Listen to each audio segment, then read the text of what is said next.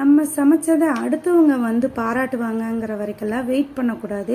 நம்ம சமைச்சதை நம்மளே சாப்பிட்டு அது எப்படி இருக்குன்னு நம்மளுக்கு நம்மளே என்கரேஜ். அதுவும் சூப்பரா இருந்ததுன்னு வச்சுக்கோங்களேன், சும்மா நம்மளே நம்மளுக்கு ஒரு லைக்க கொடுத்துக்கணும். சூப்பரா இருக்கு விஜயலட்சுமி அப்படின்னு சொல்லிட்டு. ஓகே, வாங்க இன்னைக்கு நம்ம என்ன சமைக்க போறோமா, பட்டர் சிக்கன் மசாலா தான். செம்ம சூப்பரா ஈஸியா சமைக்க போறோம். வீடியோவை ஸ்கிப் பண்ணாம ஃபுல்லா பாருங்க, உங்களுக்கு ரொம்ப ரொம்ப யூஸ்ஃபுல்லா இருக்கும்.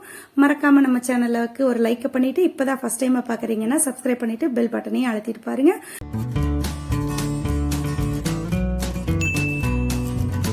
உங்க ஃப்ரெண்ட்ஸ் அண்ட் ரிலேட்டிவ்ஸ்க்கும் இந்த வீடியோவை ஷேர் பண்ணுங்க.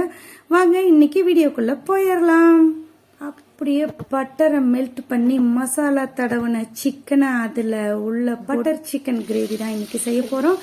இது வந்து சப்பாத்தி, பூரி, ஃபுல்கா, ரொட்டி, நான்கெல்லாம் செம்ம சூப்பரான சைட் டிஷ்ஷாக இருக்கும்.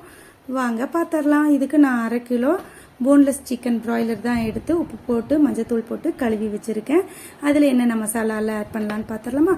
1 ஸ்பூன் காஷ்மீரி மிளகாய் தூள், 1 ஸ்பூன் மல்லித்தூள், 1/2 ஸ்பூன் கரம் மசாலா தூள், அப்புறம் ஒரு 1/2 ஸ்பூன் ஜீரகத்தூள்.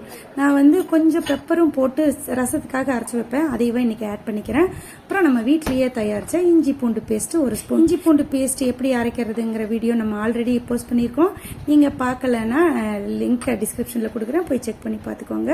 அப்புறம் ஒரு 1/2 ஸ்பூன் லெமன் ஜூஸ், 1 ஸ்பூன் கெட்டி தயிர், அப்புறம் இதுக்கு தேவையான அளவு நைஸ் உப்பு எல்லாத்தையும் போட்டு நல்லா மிக்ஸ் பண்ணி விடுங்க. நல்லா பிசைஞ்ச மாதிரி மிக்ஸ் பண்ணுங்க. எல்லா இதுலயும் இந்த மசாலா வந்து பிளெண்ட் ஆகணும். ஓகே, நான் கல்லுப்பு போட்டுறாதீங்க, நைஸ் உப்பு போடுங்க. நான் மறந்துட்டேன் உப்பு போடுறதுக்கு ஃபர்ஸ்டா, அதனால இப்போ செகண்டா போடுறேன். நீங்க ஃபர்ஸ்டே போட்டு இது வந்து ஒரு 1/2 an hour மேரினேட் பண்ணி வைக்கணும். கண்டிப்பா நான் வந்து ஃப்ரீசர்ல வைக்கிறேன், நீங்க இல்லாட்டி வெளியே கூட வைக்கலாம். மூடி வச்சிடுங்க ஒரு 1/2 an hour. அது மேரினேட் ஆகட்டும். அதுக்குள்ள நான் சப்பாத்திக்கும் மாவு பிசைஞ்சு வச்சுட்டு வந்துடுறேன். இது கூட நம்ம வந்து கசூரி மேத்தியும் அப்படியே கசக்கி கிரஷ் பண்ணி மேலே தூவலாம். ஃபுல்லாக மிக்ஸ் பண்ணுறதுனால பண்ணிக்கோங்க. நான் அப்படியே மேலே தூவி மூடி வச்சிடறேன். இதை ஆட் பண்ணுறதுனால இன்னும் மசாலா ஹைலைட் பண்ணும், செம்ம சூப்பராக இருக்கும். அப்புறம் எப்போ போல் ஸ்டவ் பற்ற வச்சு அக்னியாய ஸ்வாகா சொல்லிட்டு செய்யறது சிக்கனு. இதில் வேற சாமி கும்பிட்றியான்னு நம்மளை கலாய்க்கிறக்கு ஆள் இருக்கு. ஒரு அகலமான பேன் வச்சுக்கலாம். இன்னைக்கு வந்து நான் அன்சால்டட் பட்டர் தான் எடுத்திருக்கேன். இது வந்து மில்கி மிஸ்டோட தான், செம்ம சூப்பர் டேஸ்ட் கொடுக்கும். சால்ட் இல்லாததா பார்த்து வாங்கிக்கோங்க. ஒரு ஸ்பூன் அளவுக்கு பட்டர் ஆட் பண்ணிக்கலாம் பேன்ல. ஃபுல் அண்ட் ஃபுல்லி பட்டர்லையும் செய்யலாம், பட் ரொம்ப திகட்டுற மாதிரி ஆயிரும். அதனால நான் பாதி பட்டர் பாதி ஆயில் ஆட் பண்ணிக்கிறேன். நான் இன்னைக்கு ஓகே ஆயில் தான் 1 ஸ்பூன் ஆட் பண்ணியிருக்கேன். இதுக்கு வந்து நான் 3 பெரிய சைஸ் வெங்காயம் பொடியாக கட் பண்ணி ஆட் பண்ணிக்கலாம். நீங்கள் சாப் பண்ணுறதுனாலும் சாப் பண்ணிக்கலாம். ஏன் பெரிய வெங்காயம் ஆட் பண்ணுறோன்னா, பெரிய வெங்காயம் வந்து கொஞ்சம் ஸ்வீட்னஸ் கொடுக்கும். இந்த பட்டர் சிக்கனுக்கு வந்து உங்களுக்கு லைட்டாக ஸ்வீட்னஸ் இருந்தால் தான் டேஸ்ட் என்ஹான்ஸ் பண்ணும். நம்ம சின்ன வெங்காயம் போட்டிங்கன்னா இந்த மசாலா குழம்பு மாதிரி காரம் அடிக்க ஆரம்பிச்சிடும். அதனால பெரிய வெங்காயம் ஒரு 3லேருந்து 4 வரைக்கும் போடலாம். இன்னைக்கு வந்து நான் 1/2 kg சிக்கன் எடுத்திருக்கேன். எங்கள் வீட்ல எல்லாம் கிரேவி எவ்வளோ வச்சாலும் பத்தாது. அதனால நாங்கள் 1/2 kg எடுத்து அதுக்கு தகுந்த மாதிரி 4 பெரிய வெங்காயம் ஆட் பண்ணியிருக்கேன். அப்புறம் இது நல்ல கலர் மாதிரி கண்ணாடி மாதிரி வரணும். அந்த ஸ்டேஜில் வந்து ஒரு ஸ்பூன் அளவுக்கு இஞ்சி பூண்டு பேஸ்ட் ஆட் பண்ணுறேன். அவ்வளோதான் இருக்குது. அதனால இருக்கிறதெல்லாம் வலிச்சு போட்டுறேன். நீ மறுபடியும் அரைச்சி வைக்கணும். இந்த இஞ்சி பூண்டு அரைச்சி வச்சுட்டீங்கன்னு வச்சுக்கோங்களேன், இந்த மாதிரி மசாலா ஐட்டம் செய்யறதுக்கு ரொம்ப ரொம்ப ஈஸியாக இருக்கிற மாதிரி இருக்கும். இதையே நல்லா பச்சை வாசம் போக நல்லா தட்டி எடுத்துக்கோங்க. அதாவது இவ்வளோ நேரம் வெங்காயம் வதக்கிறப்ப அடிப்பிடிக்காது, பட் இஞ்சி பூண்டு ஆட் பண்ணோம்னா கொஞ்சம் அடிப்பிடிக்கும். அதனால சிம்மில் வச்சுட்டு நல்லா வதக்கி விடுங்க. பிரியாணி, கிரேவி எது செஞ்சாலும் இஞ்சி பூண்டு போட்டிங்கன்னா அடிப்பிடிக்கும். அதனால இஞ்சி பூண்டு போடுறப்ப மட்டும் நல்லா பிளெண்ட் பண்ணி விட்டுருங்க. கை எடுக்காம கலந்து விட்டுக்கிட்டே இருங்க. இதுக்கு வந்து நான் ஒரு 3 சின்ன சைஸ் மீடியம் சைஸ் தக்காளி ஆட் பண்ணுறேன். இது வந்து ஆப்பிள் தக்காளியாக இருந்தால் இன்னும் சூப்பர், நல்ல கலர் கொடுக்கும், டேஸ்ட்டும் கொடுக்கும். இது வந்து இப்போ வர இந்த பெங்களூர் ருச்சி தக்காளி தான் வருது, அதனால அதுதான் ஆட் பண்ணியிருக்கேன். அப்புறம் இந்த கிரேவியை இன்னும் ரிச்னஸ்க்கு கொண்டு போகிறதுக்கு ஒரு முக்கியமான இன்க்ரீடியன்ட் வேற எதுவும் இல்லை, இந்த கேஷ்யூ தான். முந்திரி ஒரு 10லேருந்து 15 முந்திரி ஆட் பண்ணிக்கோங்க. நீங்கள் எவ்வளோ அளவுக்கு முந்திரி ஆட் பண்ணுறீங்களோ அவ்வளோ ரிச்சியாக க்ரீமியாக இருக்கும், டேஸ்டியாக இருக்கும். இப்போ இதை நல்லா வதக்கி விட்டுட்டு, இப்போ நம்ம ஆல்ரெடி வெங்காயத்துக்கு லைட்டாக உப்பு போட்டு வதக்கியிருக்கோம். அதனால் நீங்கள் எதுனாலும் உப்பு பார்த்து போடுங்க. சிக்கன்லேயும் உப்பு ஆட் பண்ணிக்கிறோம். இதை நல்லா வதக்கி விட்டு நல்லா வேகட்டும். தக்காளி பாருங்கள் நல்லா மேஷ் ஆகிற அளவுக்கு வதங்கி வந்துடுச்சு. இதை இந்த ஸ்மெல்லு நான் சொன்ன மாதிரி பட்டரில் அந்த வெங்காயம், இஞ்சி பூண்டு, கேஷ்யூ, தக்காளி எல்லாம் வேகிறப்போ அந்த ஸ்மெல்லு செம்ம சூப்பராக இருக்கும் மசாலா ஸ்மெல்லோட. இப்போ இதில் வந்து அதே மாதிரி 1 ஸ்பூன் காஷ்மீரி மிளகாய்த்தூள், 1/2 ஸ்பூன் கரம் மசாலா தூள், 1 ஸ்பூன் மல்லித்தூள், 1/2 ஸ்பூன் ஜீரகத்தூள். உங்களுக்கு மசாலா இன்னும் என்ஹான்ஸ் பண்ணணும்னா இதில் 1/2 ஸ்பூன் கல்லுப்பு ஆட் பண்ணிக்கிறேன். கரம் மசாலா தூள் 3/4 ஸ்பூன் ஆட் பண்ணிக்கோங்க. எங்களுக்கு லைட்டாக இருந்தால் போதுன்ட்டு நான் 1/2 ஸ்பூன் தான் ஆட் பண்ணிக்கிறேன். நல்லா இதுவும் பச்சை வாசம் போகிற அளவுக்கு நல்லா வதக்கிடுங்க. வதங்கி திரண்டு வரும் அந்த ஸ்டேஜில் ஒரு 1/2 டம்ளர் தண்ணி விட்டுக்கோங்க. இதுக்கு கொஞ்சம் நேரம் வேகணும். இது இன்னுமே நல்லா மசிய வேகணும். இதை ஒரு 5 மினிட்ஸ் மூடி வச்சு தண்ணி சுண்டுற அளவுக்கு வேகட்டும். இப்போ அகலமான பாத்திரமாக இருந்தால் இன்னும் ஈஸியாக இருக்கும். அதனால தான் நான் இந்த பேன் சூஸ் பண்ணியிருக்கேன். இப்போ வடை சட்டியிலெல்லாம் பண்ணிங்கன்னா அது ஒரு இடத்துல குழியாக இருக்கிறதுனால சீக்கிரம் அடி பிடிச்சிரும். இப்போ பாருங்கள் அந்த தண்ணியெல்லாம் வற்றி சுருண்டு வந்துடுச்சா.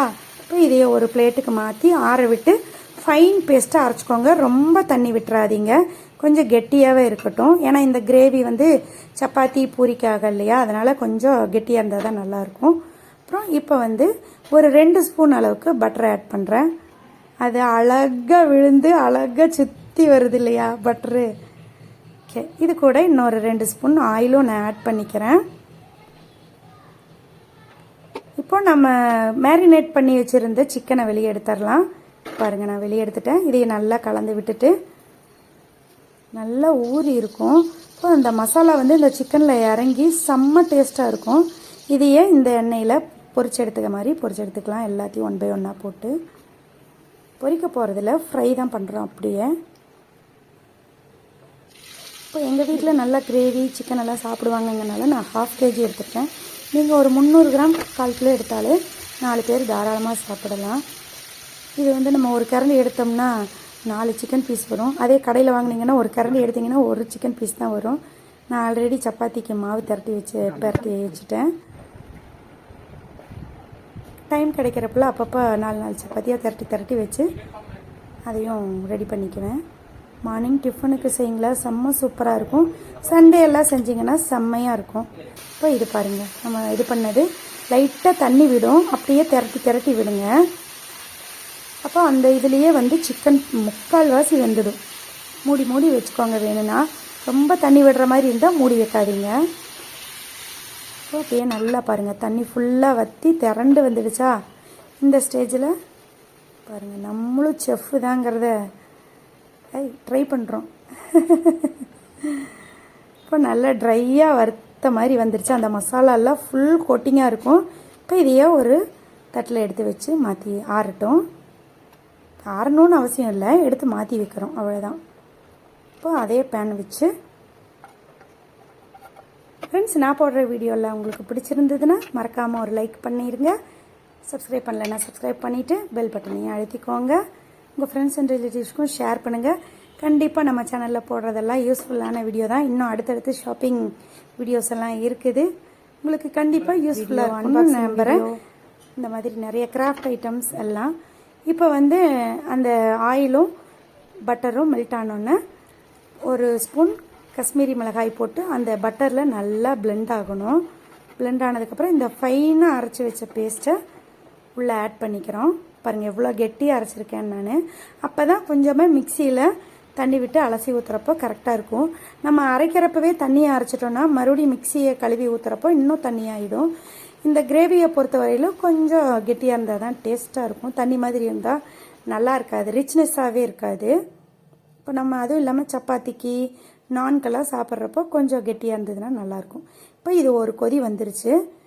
இப்போ எல்லாமே பச்சை வாசம் போயிருக்கும், எதுவுமே பச்சை வாசம்லாம் இருக்காது.